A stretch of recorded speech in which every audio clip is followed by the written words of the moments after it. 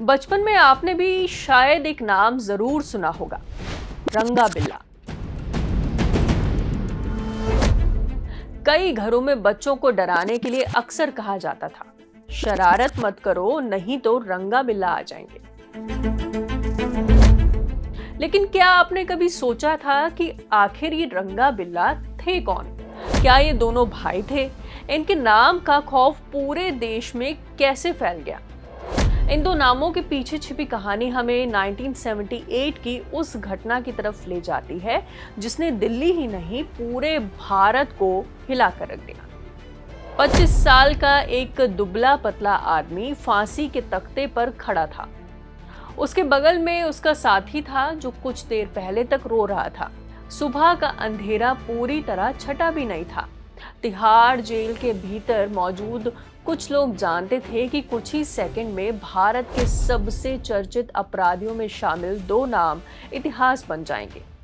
जल्लाद ने लीवर खींचा, तख्ता खिसका, दोनों शरीर करीब 15 फीट नीचे झूल गए।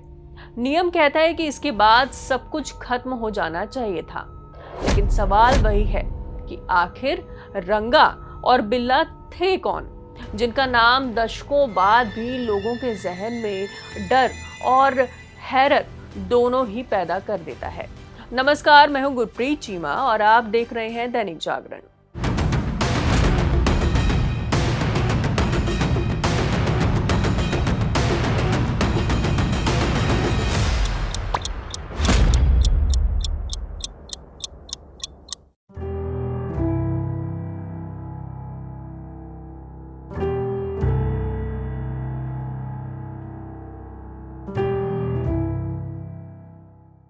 कहा जाता है कि बिल्ला की मौत तुरंत हो गई, लेकिन रंगा की कहानी वहीं खत्म नहीं हुई।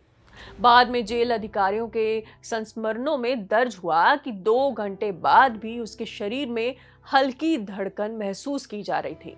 दावा किया गया कि लंबे और दुबले रंगा ने आखिरी क्षणों में सांस रोक ली थी, जिससे फांसी का असर वैसा ही नहीं हुआ जैसा आमतौर पर होता है।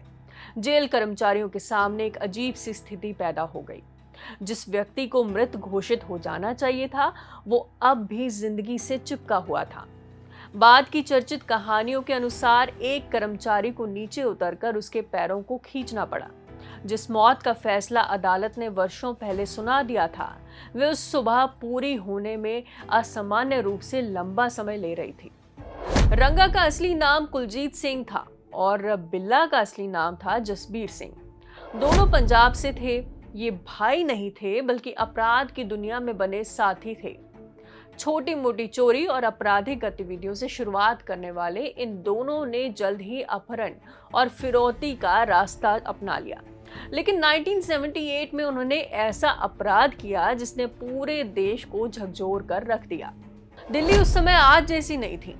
सड़कों पर ट्रैफिक कम था, पुलिस व्यवस्था सीमित थी और अपराध की बड़ी घटनाएं पूरे देश को झकझोर देती थी। गीता और संजीव चोपड़ा हत्याकांड ने भी यही किया।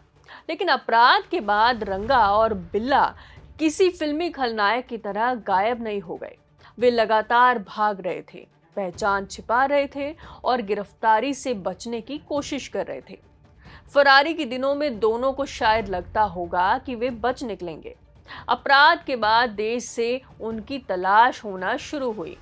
अखबारों में तस्वीरें छप रही थीं, पुलिस चौकन्नी थी। लेकिन कई बार अपराधी पुलिस की नहीं, संयोग की वजह से पकड़े जाते हैं। पहले वो मुंबई पहुंचे और फिर वहां से आगरा चले गए। उन्हें लगा कि वे कानून की पकड़ से दूर निकल जाएंगे, लेकिन किस्मत ने उनका साथ नहीं दिया। आगरा से दिल्ली लौटते समय उन्होंने कालका मेल में एक ऐसी बोगी में चढ़ने का फैसला किया, या कहीं गलती कर दी, कि बोगी में कुछ सेना के जवान भी मौजूद थे। जवानों को दोनों पर शक हुआ। शक की वजह उनका व्यवहार भी था और चेहरा भी। कहानी का सबसे दिलचस्प हिस्सा ये है कि संयोग से एक जवान के पास अखबार था। उसी अखबार में बिल्ला की तस्वीर छपी हुई थी। तस्वीर और चेहरे का मिलान हुआ, शक यकीन में बदल गया। उसके बाद दोनों को पकड़ लिया गया। अगर उस दिन वह अखबार उस जवान के पास नहीं होता तो क्या होता? ये ऐसा सवाल है जिसका जवाब कोई नहीं दे सकता, लेकिन भारतीय अपराध इतिहास की सबसे चर्चित गिरफ्तारियों में ये संयोग हमेशा दर्ज रहेगा। इसके बाद अदालत में मुकदमा चला, अदालतें, गवाह, सबूत, बहसें और फिर मौत की सजा। निचली अदालत ने दोनों को फांसी की सजा सुनाई। दिल्ली हाई कोर्ट और फिर सुप्रीम कोर्ट ने भी इस फैसले को बराबर रख दिया। आखिरकार तत्कालीन राष्ट्रपति नीलम संजीव रेड्डी ने उनकी दया याचिका भी खारिज कर दी। अब मौत का दिन तो तय हो चुका था, लेकिन जेल के भीतर की कहानी अदालत के रिकॉर्ड से कहीं ज्यादा मानवीय और विचित्र थी। जेल में रंगा का व्यवहार सबसे ज्यादा चर्चा का विषय था। मौत की सजा पाए कैदियों के बारे में आम धारणा होती है, वो टूट जाते हैं, चुप हो जाते हैं या लगातार डर में जीते हैं। लेकिन रंगा का अलग ही मिजाज दिख रहा था। जेल अधिकारियों के अनुसार वो असामान्य रूप से खुश रहता था। वो अक्सर खुद ही कहता था, रंगा खुश, रंगा खुश। तिहाड़ जेल के पूर्व जेलर सुनील गुप्ता अपने कुछ इंटरव्यूज में बता चुके हैं कि जब मैं उस जेल में गया तो इनकी कानूनी प्रक्रिया चल रही थी और मैं देखता था कि दोनों कभी बैडमिंटन खेलते हैं और कभी फुटबॉल खेलते दिखते हैं। कोई नहीं जानता था कि आखिर ये खुशी सच थी या फिर ड्रामा। संभव है कि वो अपने डर को छिपाने का तरीका हो। ये भी संभव है कि वह अपनी मानसिक स्थिति को संभालने की कोशिश कर रहा था। मौत का इंतजार कर रहे व्यक्ति के लिए हर दिन आखिरी दिन हो सकता है। ऐसे में इंसान कई तरह के मुखौटे पहन लेता है। इसके उलट बिल्ला को लेकर जो विवरण मिलते हैं वो एक अलग तस्वीर पेश करते हैं। वह अधिक बेचैन रहता था। फांसी की तारीख करीब आने के साथ ही उसकी घबराहट और बढ़ती जा रही थी। जेल की दीवारों के भीतर दोनों के बीच अक्सर बातचीत होती थी।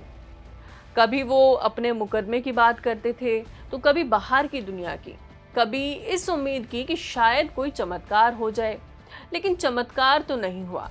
तिहाड़ जेल के पूर्व जेलर और किताब black warrant confessions of Tihar jailer के लेखक सुनील गुप्ता लिखते हैं कि दोनों अपराधियों का स्वभाव एक दूसरे से बिल्कुल अलग था। रंगा लगभग 5 फीट 10 इंच लंबा, हंसमुख और बेफिक्र दिखाई देता था। उसे जैसे अपने आने वाली मौत की कोई चिंता ही नहीं थी। जेल में रहने के दौरान वह अक्सर मजाक करता था, हंसता और सामान्य कैदियों की तरह व्यवहार करता था। उन दिनों एक फिल्म आई थी जिसका नाम था रंगा खुश, और वो मजाक में कहता रहता था कि ये उसी का मशहूर डायलॉग है। दूसरी तरफ बिल्ला का स्वभाव बिल्कुल विपरीत था।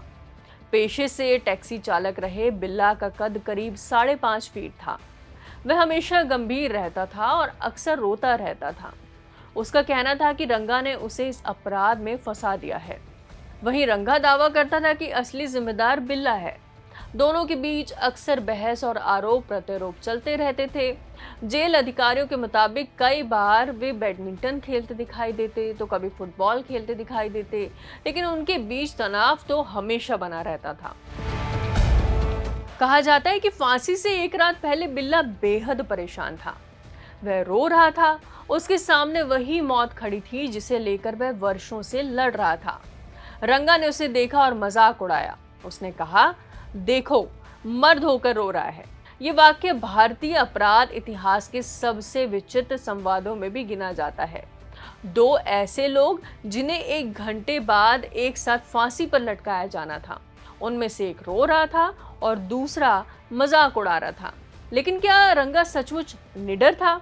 जेल अधिकारियों के संस्मरण एक दूसरी तस्वीर भी दिखाते हैं। आखिरी दिन में वह बार बार अपनी बेगुनाही की बात करता था। वह कहता था कि केवल रब जानता है कि उसने वह अपराध नहीं किया जिसके लिए उसे फांसी दी जा रही है। वह ये बात बार बार दोहराता था। जेल में मौजूद लोगों के अनुसार उसकी बातों पर शायद ही किसने विश्वास किया हो। अदालतें फैसले दे चुकी थीं, देश अपना निर्णय सुना चुका था, लेकिन मौत के करीब पहुंचा आदमी अक्सर अपने लिए एक आखिरी कहानी गढ़ लेता है। एक ऐसी कहानी जिसमें वह अपराधी नहीं बल्कि पीड़ित होता है। ब्लैक वारंट किताब के मुताबिक 31 जनवरी 1982 को बिल्ला और रंगा को फांसी देने के लिए पंजाब के फरीदकोट से जल्लाद फकीरा और मेरठ से कालू को तिहाड़ बुलाया गया था। दोनों जल्लाद अपने डरावने व्यक्तित्व के लिए मशहूर थे। और फांसी की प्रक्रिया में उनका लंबा अनुभव भी था। फांसी के लिए इस्तेमाल होने वाली विशेष रस्सी बिहार की बक्सर जेल से मंगाई गई थी। जेल परंपरा के अनुसार इस रस्सी को मुलायम और लचीला बनाने के लिए उस पर मोम, मक्खन और अन्य पदार्थों का लेप भी लगाया गया। फांसी से एक दिन पहले कुछ पत्रकारों ने दोनों दोषियों से मिलने की इच्छा जताई। बताया जाता है कि रंगा ने बातचीत से इनकार कर दिया, जबकि बिल्ला ने मुलाकात की और आखिरी समय तक खुद को बेगुनाह बताया। फांसी से पहले की रात रंगा सामान्य दिखाई दिया। उसने भोजन किया और आराम से सो गया। दूसरी ओर बिल्ला पूरी रात बेचैन रहा और लगभग सो नहीं पाया। फांसी की सुबह दोनों को उनके सेल से निकाला गया। जेल के गलियारों में असामान्य सन्नाटा था। ऐसे मौकों पर ज्यादा बातचीत नहीं होती। हर व्यक्ति अपनी भूमिका निभाता है। अधिकारी प्रक्रिया देखते हैं, जल्लाद तैयारी करता है, डॉक्टर मौजूद रहते हैं और मौत की सजा पाए कैदी धीरे धीरे उस जगह तक पहुंचते हैं जहां से वापसी नहीं होती। 31 जनवरी की सुबह दोनों को निर्धारित प्रक्रिया के तहत तैयार किया गया। उनके चेहरों को काले कपड़े से ढका गया और गले में फंदा डाला गया। कुछ आई विटनेस के मुताबिक जहां बिल्ला भावुक और भयभीत नजर आ रहा था, वहीं रंगा ने अंतिम क्षणों में जो बोले सो निहाल सत श्री अकाल का उद्घोष किया। कुछ मिनट बाद दोनों तख्ते पर खड़े थे। शायद उस क्षण दोनों को अपने जीवन की हर घटना याद आई होगी, शायद नहीं भी। मौत के आखिरी सेकंड में इंसान क्या सोचता है ये तो कोई नहीं जानता। लीवर खींचा गया, तख्ता खिसका, रस्सियां तन गईं और इतिहास में दर्ज हो गया कि भारत के 2 कुख्यात अपराधियों को फांसी दी जा चुकी है। लेकिन रंगा की कहानी ने आखिरी बार नियम तोड़ा।